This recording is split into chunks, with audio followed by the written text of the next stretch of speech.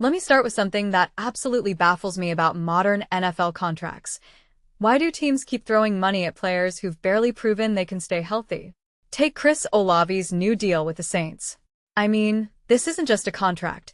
It's a full-blown insurance policy against concussions, a motivational poster for performance, and a gamble on a player who's missed 9 games in 2 seasons. And yet, here we are, watching the Saints hand over $35 million upfront, with $52 million fully guaranteed at signing. What in the world are they thinking? Here's what really grinds my gears. The structure of this deal feels like a textbook case of protecting your investment while also trying to convince the world that Olave is a generational talent. Let me break it down. The Saints are locking in $132 million over 5 years, but here's the kicker. $90 million of that is guaranteed by 2028. That's not just a contract. It's a long-term commitment to a player who's been injury-prone. You know what that screams to me? A team that's terrified of losing a key piece, but also desperate to signal to fans and rivals that they're rebuilding around a star. Now, let's talk about the per-game roster bonuses. $1.36 million per season, split into $80,000 per game. That's genius, right? If Olave gets hurt again, the Saints still get their money back.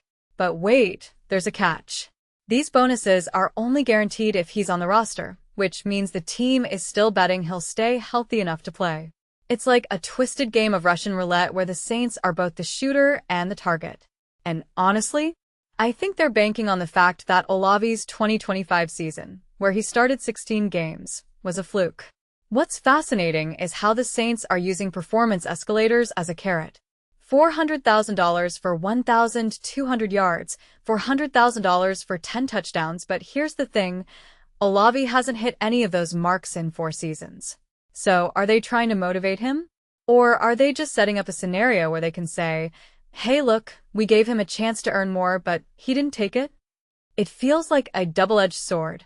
If he performs, the Saints get more money. If he doesn't, they still get their base guarantee. Either way, they win. And let's not forget the injury guarantees. By 2029, $13 million of his 2030 salary is guaranteed for injury. That's insane. It's like the Saints are saying, we're not just investing in your talent, we're investing in your survival. But here's the deeper question. How many other teams are doing this? Is this the new normal for high-risk, high-reward contracts? Because if so, we're entering an era where player health is as much a financial consideration as it is a medical one. Personally, I think this deal says more about the Saints' desperation than it does about Olave's potential. They're not just signing a receiver, they're signing a symbol of their commitment to rebuild. But at what cost? Because if Olave gets hurt again, they're stuck with a $132 million albatross.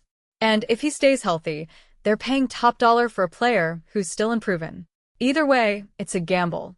And honestly, I'd rather see teams take calculated risks on players with track records than bet the farm on a guy who's already missed half his games.